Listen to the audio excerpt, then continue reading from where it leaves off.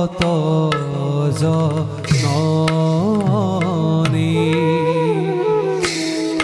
লয় লাখে চলিয়া হে গজেন্দ্র গামী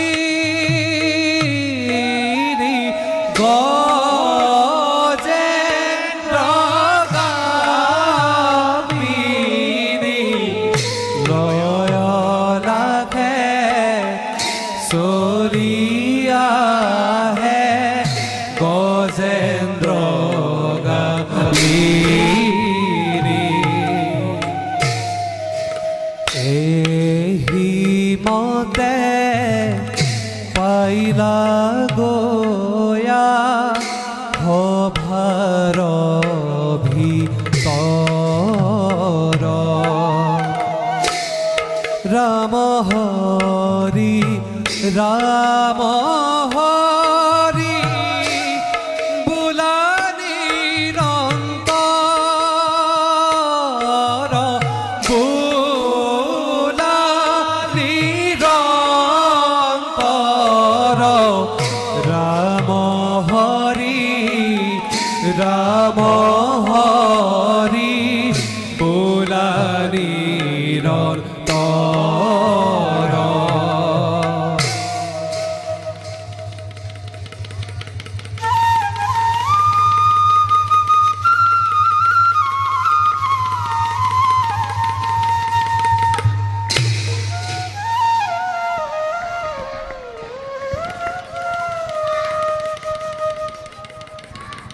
প্ৰভু প্ৰভু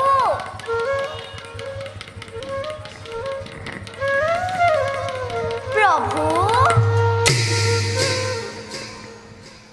কোনোদিনে প্ৰভুৱে মোক লগত নিনিয়াকৈ স্বৰ্গ মৰ্ত্য পাতাল কলৈকো নাযায় মোক লগত লৈহে যিকোনো আলোচনাৰ পাতনি মেলে কিন্তু আজিনো কিয় বৈকুণ্ঠৰ পৰা মনে মনে গুচি গ'ল তাৰ কাৰণ মই একো বুজি নাপালোঁ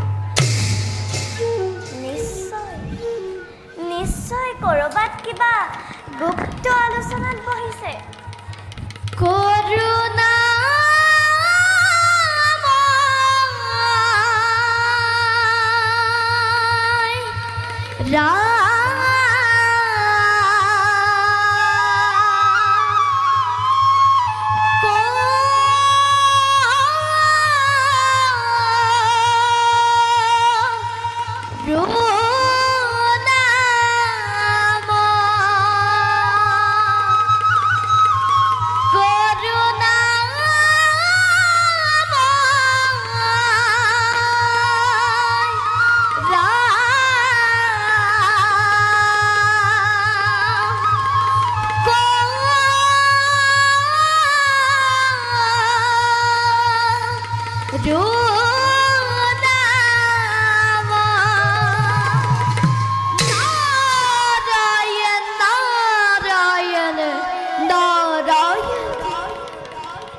হে করুণাময় জগৎ জননী নারদর প্রতিপাত করিব গ্রহণ দেবী দেবী কিবা হেতু আজি বিখাদিত বোধ হৈছে নেকি কিবা গতদ বৈকুণ্ঠলৈ আহিলে লক্ষ্মী নাৰায়ণৰ যুগল চৰণ দৰ্শন হয় কিন্তু আজি তাৰ পৰাহে বঞ্চিত হলো আপুনি ঠিকেই ভাবিছে দেৱৰীকি নাৰায়ণ আজি কিন্তু প্ৰথম বৈকুণ্ঠপুৰী প্ৰভুবিহীন কোনোদিনে মোক লগত নিনিয়াকৈ নাথাকে দেৱৰীকি আজিহে কিন্তু তাৰ ব্যতিক্ৰম হ'ল প্ৰলয় প্ৰলয় ও দেৱী মহাপ্ৰলয় আৰু অলপ দিনতেই মহাপ্ৰলয় পৰি পৃথিৱী পানীতে ডুব যাব চাৰিও চাৰিওফালে চাৰিওফালে কেৱল পানী পানী পানীয়ে থাকিব দেৱী। কতা দেৱঋষি, মইতো একো গমকে পোৱা নাই। দেৱঋষি, আপুনি ক'ৰবাত প্ৰভুক লগ পাইছিল নেকি? কওক দেৱঋষি। অ তাকেইতো ক'বলৈ আহিছো দেৱী। গৈছিলো কৈলাশলৈ, তাত দেখিলো ব্ৰহ্মা, বিষ্ণু, ৰুদ্ৰ তিনিও গুপ্ত আলোচনাত মগ্ন। দেৱঋষি, আৰু তাত কি দেখিলো জানা? কওক দেৱঋষি। ৰুদ্ৰৰ ভাৰ্য পাৰ্বতী পাৰ্বতী আৰু ব্ৰহ্মাৰ কন্যা সৰস্বতীয়ে সেই গুপ্ত আলোচনাত ভাগ লৈছে। কিন্তু দেৱী, তোমাকে নেদেখি মই একেবাৰে আচৰিত হলো। দেৱঋষি, এই কথা সঁচানে দেৱঋষি? অ সঁচা মিছা দেখিবা নহয়। মই গৈ পোৱাৰ লগে লগে ভোলানাথে তুতকে আহিল বুলি উপহাসহে কৰিলে। তেনেতে এখন্তেকো নৰৈ মই পোনে পোনে বৈকুণ্ঠ পালোহি দেৱী। পৃথিৱীত মহাপ্ৰলয়ৰ সূচনা হৈছে। পৃথিৱী ধ্বংস হ'ব, তাৰ আলোচনা চলিছে গোপনে। অথচ মই গমকে নাপাওঁ। গুপ্ত আলোচনাত যদি শিৱৰ ভাৰ্যা পাৰ্বতী, ব্ৰহ্মাৰ কন্যা সৰস্বতী থাকিব পাৰে, তেন্তে মই কিয় প্ৰভুৰ দ্বাৰা প্ৰতাৰিত হ'ম? কওক দেৱঋষি, এতিয়া মোৰ কৰ্তব্য কি? মই ভীষণভাৱে অপমানিত হ'লো দেৱঋষি। মই ভীষণভাৱে অপমানিত হ'লো। অ তাতোতকৈ ডাঙৰ কথাটো কি জানা দেৱী? কওক দেৱঋষি।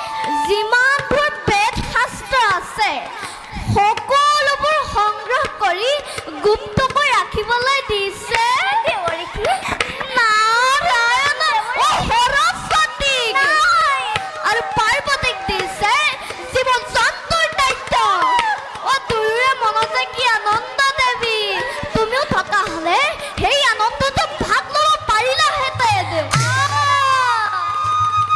দেৱঋষি, নুশুনাবা মোক তেনেবোৰ গুপ্ত কাহিনী।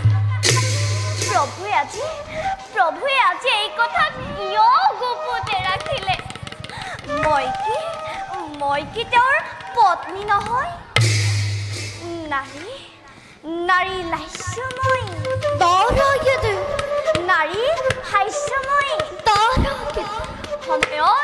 সময়ত ধৰিব পাৰে নাৰীয়ে ৰণচণ্ডী মূৰ্তি।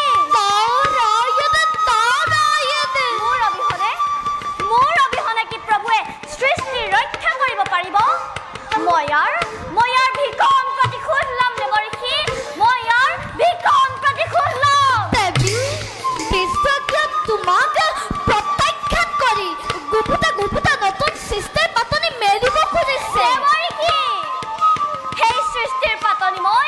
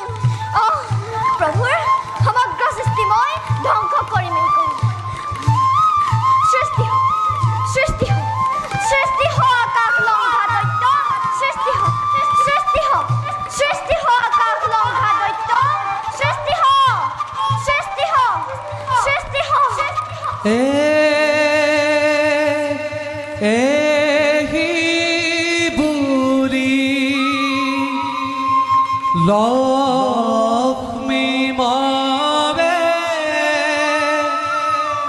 দিগি হাৰলয়া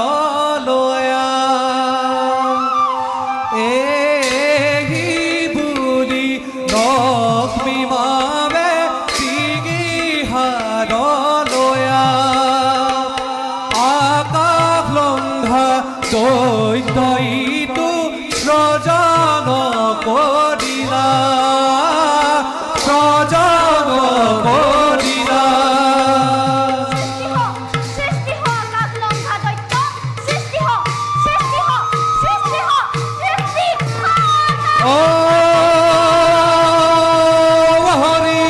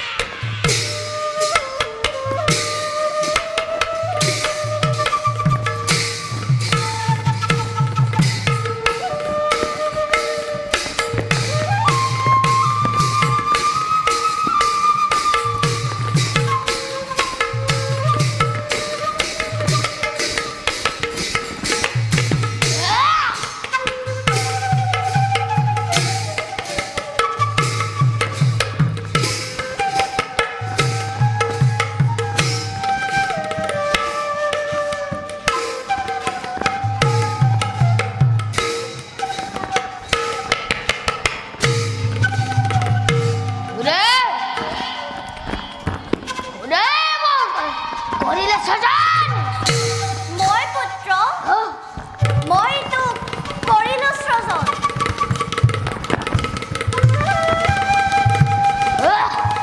গৌতমে নিয়মুক্তবান সত্য পৰিচয় মই এই ত্ৰিজগতৰ মাতৃ লক্ষ্মী লক্ষ্মী মন্ত্ৰী মন্ত্ৰী কিয় মোক অকস্মাতে কৰিলা সজন কিবা কাৰ্য মই কৰিম সাধন দৈত্য মন্ত্ৰী তোক স্ৰজন কৰাৰ উদ্দেশ্য মোৰ মহান মহান অলপ দিনৰ পাছতে অ পৃথিৱীত মহাপ্ৰলয়ৰ সৃষ্টি হ'ব চাৰিওফালে কেৱল পানী আৰু পানী চাৰিওফালে কেৱলে পানী আৰু পানী চাৰিওফালে কেৱলে পানী আৰু পানী চাৰিওফালে কেৱলে পানী আৰু পানী নাই নাই নাই চাৰিওফালে পানী হ'লে আমি থাকিম কেনেকৈ পানীৰ মাজত কিদৰে জীয়াই থাকিম অসম্ভৱ মন্ত্ৰী অসম্ভৱ সম্ভৱ সম্ভৱ পুত্ৰ মই তোক বৰ দিছো বৰ্ণিছা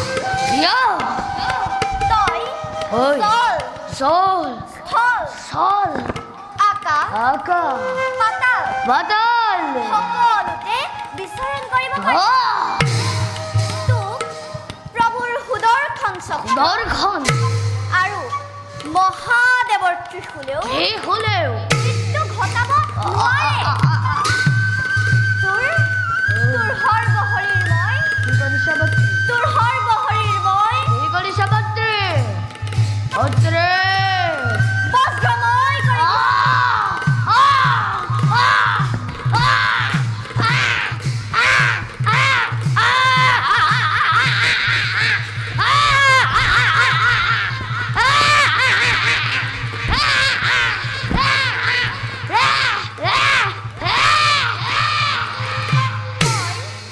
তই এতিয়া মোৰ আদেশ মতে কাম কৰি যাব লাগিব আদেশ কৰক মন্ত্ৰী শুন দৈত্য মন্ত্ৰী অলপ দিনৰ পাছতে পৃথিৱীত মহাপ্ৰলয়ৰ সৃষ্টি হ'ব। মহাপ্ৰভু চাৰিওফালে কেৱল পানী আৰু পানীহে থাকিব বেদ বেদাংগ কৃষ্টি সভ্যতা সকলো পানীৰ তলত থাকিব সেইবোৰ এইবোৰ নষ্ট হোৱাৰ আগতে তই সকলো সংগ্ৰহ কৰিব লাগে ঋষিমুনিসকলেও যাগ যজ্ঞ কৰিবলৈ বেদ বেদাংগ একো বাচি নাথাকিব আৰু মহা প্ৰলয় শেষ হ'লে তহঁত অসুৰবোৰে পিছৰ কল্পত নিজৰ সভ্যতা বিস্তাৰ কৰিব পাৰিবি তেতিয়া তহঁতি হৌ দেৱতা তেতিয়া তহঁতি হৌ দেৱতাতকৈও শ্ৰেষ্ঠ আসন ল'ব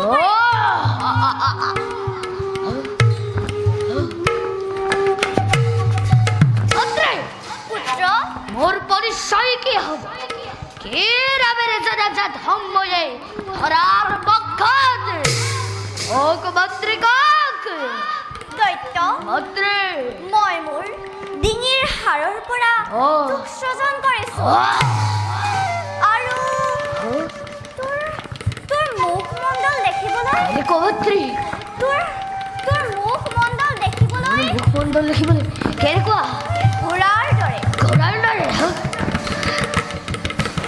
সেইবাবে তোৰ নাম হ'ব মন্ত্ৰী তোৰ নাম হ'ব নাম কি হ'ব মন্ত্ৰী তোৰ নাম হ'ব ওক মন্ত্ৰী হয় দৈত্য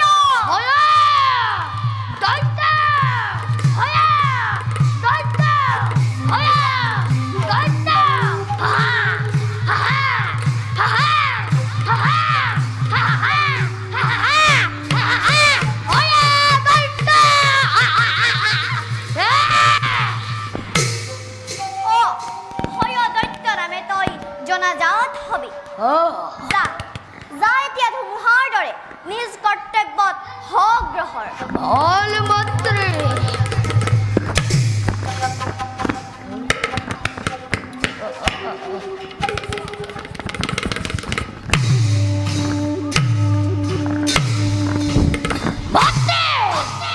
পুত্ৰ মোক অন্য এটি বৰৰ প্ৰয়োজন হ'ল পুত্ৰ দৈত্য বংশ বৃদ্ধিৰ বাবে মোক এগৰাকী দেৱাযোগ্য সুন্দৰী ৰমণী অৰ্পণ কৰা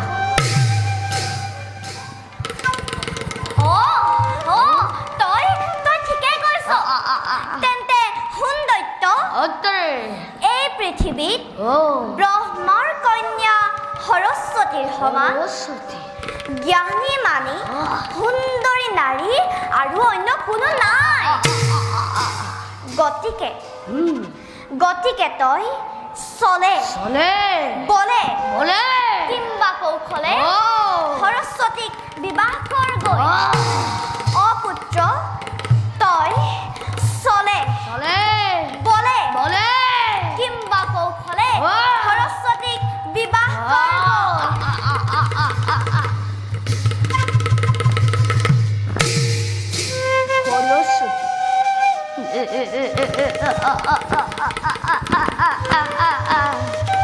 সৰস্বতী ব্ৰহ্মাণ্ডৰ সৃষ্টিকৰ্তা লক্ষ্মীৰ নন্দনময় নাম মোৰ হৰদন্ত সমগ্ৰ বিশ্ব ব্ৰহ্মাণ্ড কৰিব লাগিব মোৰে নিৰ্দেশতে মোৰ নামতে স্বৰ্গৰ দেৱতা মৰ্ত্যৰ মানৱ পাতালৰ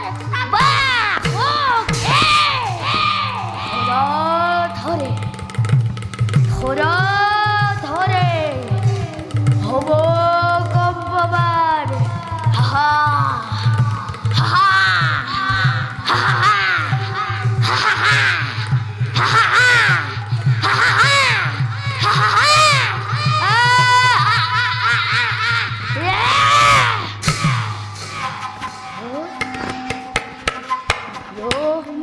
কন্যা সৰস্বতী সৌন্দৰ্যৰ কৰিব লাগিব মোৰে অৰ্ধাংগিনী দেখিব জগতে বুজিব বেশে দানৱৰ ভক্তা ভক্তা দৈত্যৰ ভকতে বিৰক্ত